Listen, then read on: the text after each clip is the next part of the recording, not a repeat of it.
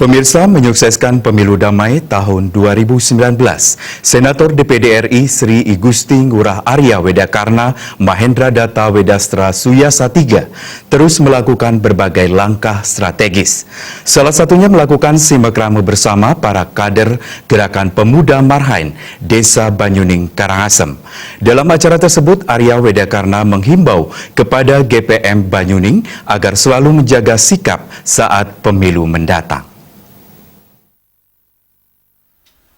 Dirangkaikan dengan peresmian posko Gerakan Pemuda Marhain Desa Banyuning, Kabupaten Karangasem, simakrama yang dihadiri Senator DPD MPR RI Sri Igusti Ngurah Arya Wedakarna MOS 3 tersebut mendapat sambutan dan apresiasi dari seluruh kader GPM Banyuning.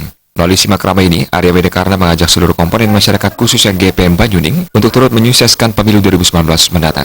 Senator DPD MPR RI Sri Igusti Ngurah Arya Wedakarna MOS 3 menyatakan akan terus berupaya memberikan dorongan dan dukungan penuh untuk para generasi muda dalam upaya mewujudkan kepemimpinan daerah yang lebih baik. Arya Wedakarna menambahkan dalam rangka menyukseskan pemilu mendatang, GPM Banyuning diharapkan mampu menjaga sikap agar tidak mudah terprovokasi dengan isu sara maupun hoaks. Berbicara pemilu, Arya Wedakarna mengajak seluruh masyarakat untuk turut memantau dan melaporkan apabila terdapat kecurangan atau money politik dalam proses pemilu mendatang. Sehingga apa yang menjadi tujuan, yakni pemilu damai dapat terlaksana sebaik-baiknya.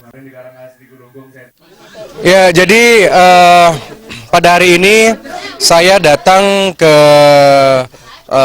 Banjar Banyuning ya, di Kecamatan Abang Karangasem. Surprise bahwa ada pemuda-pemuda Bali yang hebat-hebat dari ujung timur Pulau Bali. Mereka mengumpulkan diri dan mereka mengundang saya untuk meresmikan posko pemenangan Arya Wedakarna untuk di pemilu 2019, juga dari Gerakan Pemuda Marhainis. Jadi ini merupakan hal yang baik dan kita lanjutkan perjuangan, dan memang anak-anak muda Bali, anak-anak muda Hindu harus memang sering-sering belajar politik.